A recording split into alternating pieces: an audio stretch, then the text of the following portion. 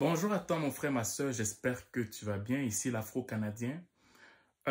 Aujourd'hui, je vais parler d'une situation qu'un frère originaire du Cameroun est en train de traverser présentement au Québec. Et ça me pousse à laisser un message aux différents travailleurs temporaires qui arrivent ici. Parce que moi, je pense qu'il faudrait qu'on remette les pendules à l'heure et qu'on arrête d'accuser le Québec, le Canada, de dire qu'ils n'ont pas de cœur, comment ils peuvent nous faire entrer et toutes ces choses-là. On va parler de ça clairement pour que les choses soient vraiment dites et qu'on prenne de nouvelles résolutions en fait. Mais bien avant de parler de ça, je tiens à te dire que si tu veux faire l'immigration, ok, et que tu cherches un consultant en immigration reconnu par le Québec ou par le Canada, ben moi je peux te mettre en relation avec un consultant en immigration. Ok? Ben, il va pouvoir discuter avec toi, parler avec toi, voir ton profil et voir dans quelle mesure, quel est le programme d'immigration qui peut aller avec toi. Certes, c'est difficile ces temps-ci, oui, mais c'est pas impossible. Tu peux quand même venir au Canada. N'écoute pas les gens qui vont te décourager, c'est quand même possible en fait. Ok? Donc, lui, il te demande un certain montant pour faire ta procédure. Ok? Fait que, ouais, ben, je vais dire pour faire ton évaluation. Ok? Ben, à partir de tout ça, tout se passe bien. Fait que ça t'intéresse, tu m'écris en aparté, puis je vais pouvoir te mettre en contact avec lui, en fait. Parce que moi, je ne suis pas un consultant en immigration. Bon, là, c'est l'histoire d'un Camerounais qui se plaint par rapport à la restriction qu'on est en train de mettre pour les travailleurs temporaires en disant qu'il y en a beaucoup et qu'on va fermer certains programmes et que plusieurs vont rentrer, en fait. OK? Je vais lire et je vais commenter. Restriction de travailleurs étrangers. J'ai tout abandonné au Cameroun pour venir au Québec. Je n'imagine même pas la réaction de mes enfants si je leur disais que l'on doive retourner. Confie en fixant droit les yeux Victor Stanislas Zibi, un ébéniste originaire du Cameroun, épris du Québec, qui craint de devoir partir avec les nouvelles règles d'Ottawa.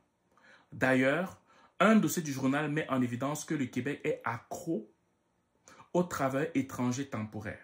OK? J'ai une maison au-dessus de ma tête. Dans cette maison, il y a une femme et des enfants. Si on me coupe les pieds, cette maison va s'écrouler. Imagine Stanislas à Montréal. J'ai tout abandonné au Cameroun pour venir au Québec. Je n'ai plus de vie là-bas. La chaise que j'ai laissée est déjà occupée par quelqu'un d'autre, soupire-t-il.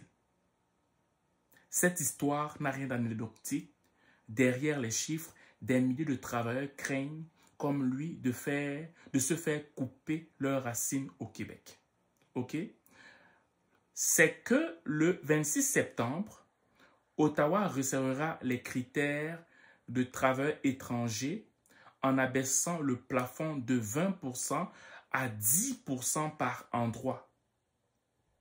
Pour Stéphane Dupré, patron de l'entreprise familiale de troisième génération Fornirama à Montréal, qui en a 6 sur 40, cela dépasse l'entendement.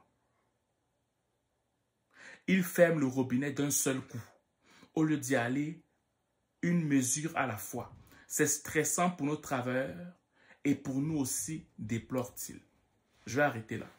En fait, je peux comprendre notre papa qui est venu ici au Canada avec sa petite famille pour reconstruire une vie et qui a tout abandonné en Afrique et tout ça parce qu'en fait, il a eu un emploi avec la possibilité de venir ici pour être comme un travailleur temporaire et tout.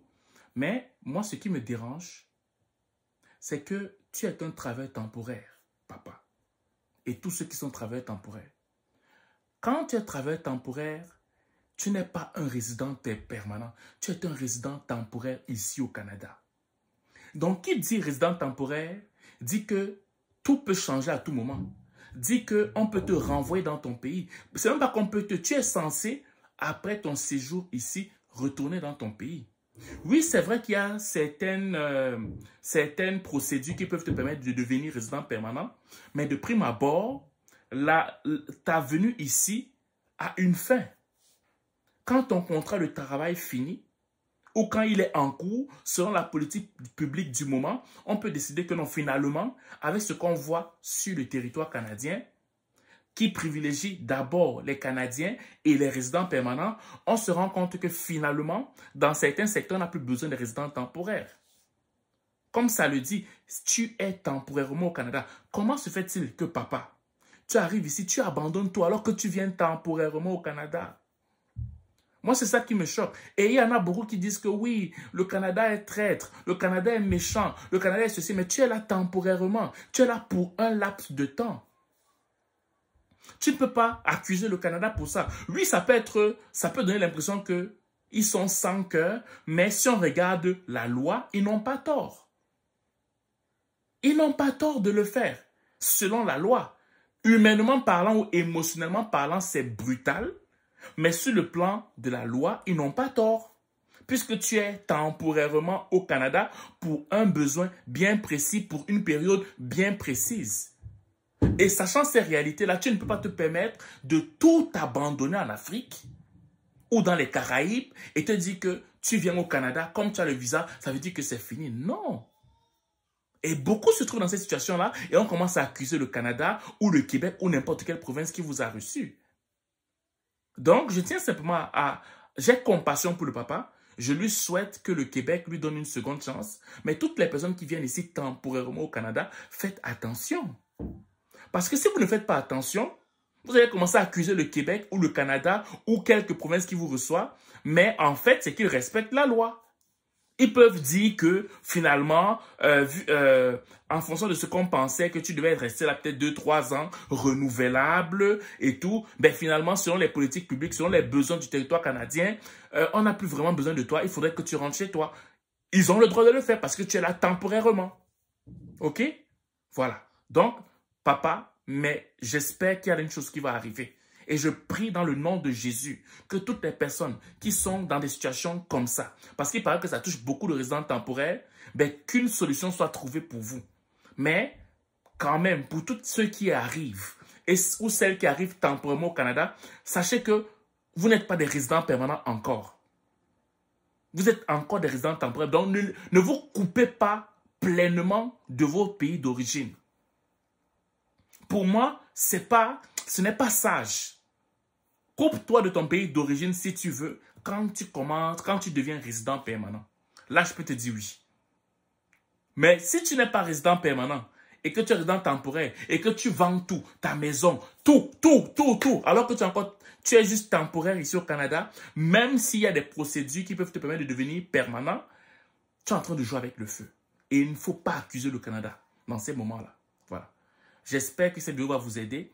Et si toi, tu es un résident temporaire ayant besoin d'un consultant d'immigration qui va t'écouter pour te donner une stratégie par rapport à ta situation, écris-moi en inbox. Je ne suis pas consultant d'immigration, mais je peux te mettre en relation avec un consultant d'immigration qui va t'écouter moyennant un coût et qui pourrait te venir en aide pour que tu puisses, pourquoi pas, peut-être, par la grâce de Dieu, rester au Canada en fait. Voilà.